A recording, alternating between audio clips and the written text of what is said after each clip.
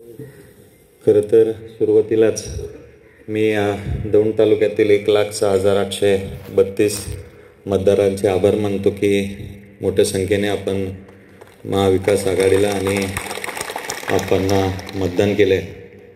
महाविकास आघाडीच्या सर्वच नेत्यांना देखील मी आभार मानतो की आपण गेले 1.5 महिना आपणसाठी प्रचार करून मतदानाचा आकडा गाठला आहे.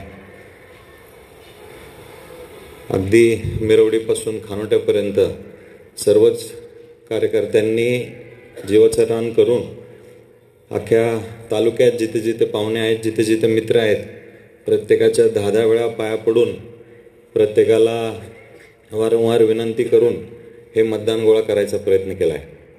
मी सगळ्याच या कार्यकर्त्यांचे मनापासून आभार मानतो. अगदी छोट्यातला छोटा कार्यकर्तासुद्धा ज्याच्याकडं स्वतःची गाडी देखील नाही अशा कार्यकर्त्यांनी देखील वर्गणी देऊन जी काय आम्हाला मदत केली, मी त्या सर्वांचे आभार मानतो.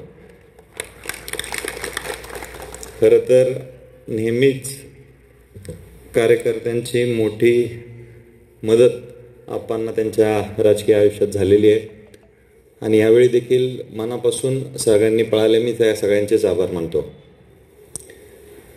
मगाशी बऱ्याच लोकांनी EVMचा विषय काढला. सकारामप्पू, माझाही विश्वास त्या गोष्टींवर कधी नव्हता.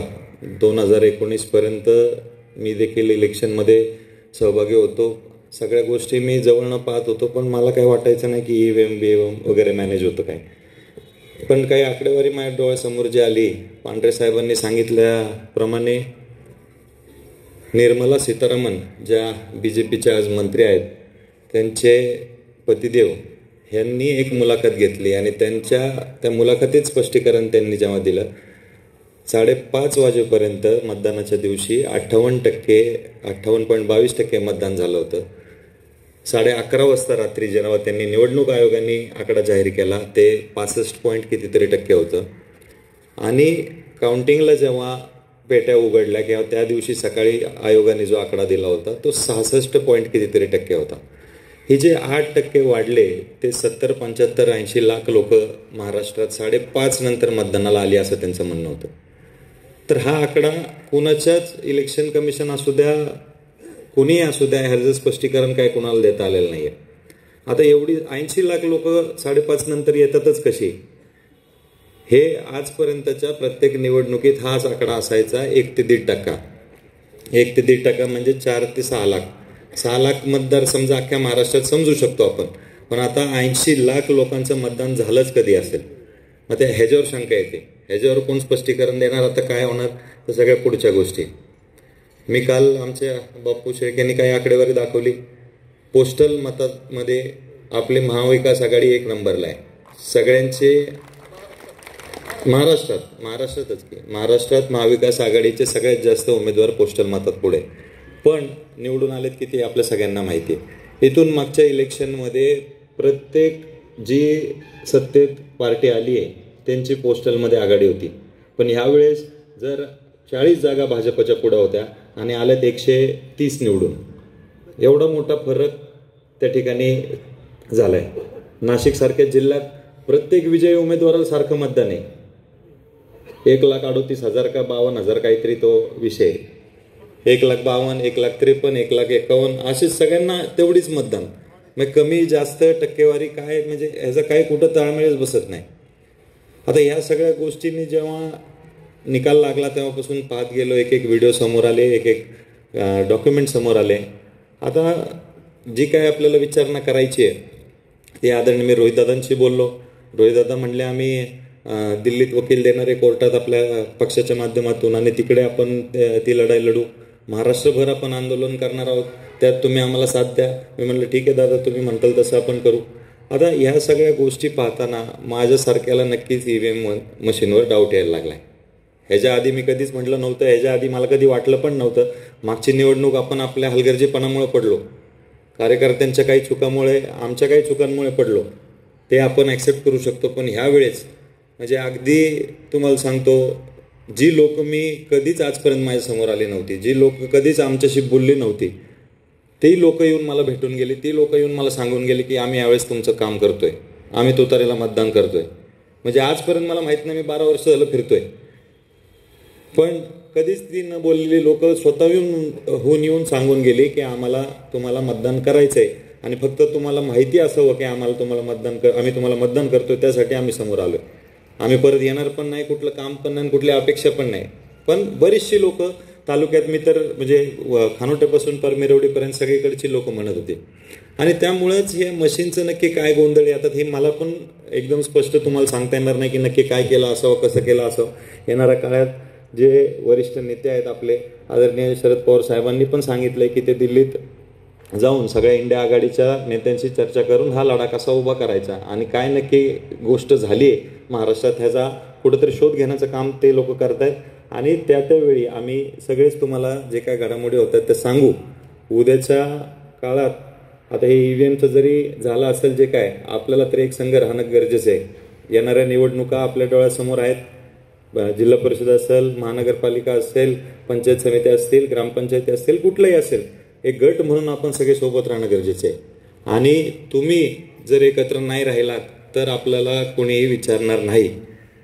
तुम्हाला सगळ्यांना एक गट म्हणून, आपणचे कार्यकर्ते म्हणून सगळ्यांना एकत्र राहावं लागेल. आणि जर तुम्ही त्या पद्धतीने राहिलात तर मी देखील तुमच्यासोबत उभा राहील.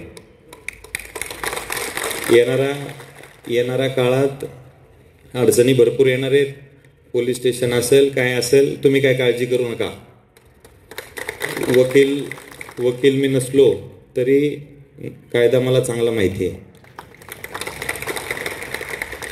पुण्यात राहून बऱ्याचशा गोष्टी उलट्या पालट्या मी पण केल्या. तो काळ वेगळा होता, आता त्यांना माहिती आहे सगळं. तो काळ वेगळा होता, आता लग्न झालंय म्हणजे सगळ्या जबाबदाऱ्या आल्या, त्यामुळं शांत आहे. सांगायचा उद्देश एवढाच की पोलीस स्टेशन असेल, कुणी असेल तरी तुमच्यावर जोर जबरदस्ती, तुमच्यावर अन्याय कुणी करू शकणार नाही. उद्याच्या काळात जरी कुठलीही अडचण तुमच्यावर आली तरी निम्म्या रात्रीला मी तुमच्या पुढं तिथं चौकीत असेल, एवढं लक्षात ठेवा. आपण काय चुकायचं नाही हे तुम्हाला कायम आप्पांनी सांगितलं आणि मी देखील काय वेगळं सांगणार नाही. आपण कुठल्याही गोष्टीत चुकणार नाहीत ह्याची मला खात्री आहे. पण उगाच तुमच्यावर जर कोण अन्याय करायला आलं तर त्यासमोर मी उभा राहीन, एवढं तुम्हाला नक्की आज सांगतो. 99.99% कार्यकर्त्यांनी खरं तर प्रामाणिक आणि तन मन धन स्वतःच्या ह्यानी काम केलंय. या निवडणुकीला बोटावर मोजणे इतके कार्यकर्ते आहेत ज्यांचे रेकॉर्डिंग मी स्वतः ऐकलेत. काही चुकीच्या पद्धतीचे मेसेज त्यांनी त्या फोनद्वारे दिलेत. मला काय कोणाचं नाव घ्यायचं नाही, मी अजून कुणाला ते दाखवलेलं नाही आणि कुणाला त्यांचं नावही सांगितलं नाही. पण एवढंच सांगतो, इथून पुढं पण निवडणुका येणार आहेत. मी पण बघतो आता.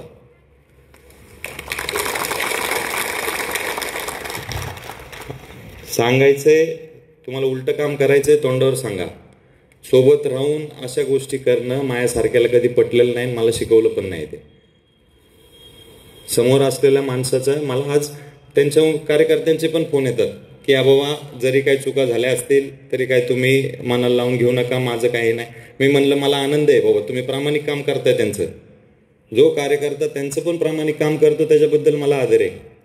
पण आपल्यात राहून जर कोण उलटं काम करत असेल तर त्याला मी अजिबात जवळ उभा करणार नाही.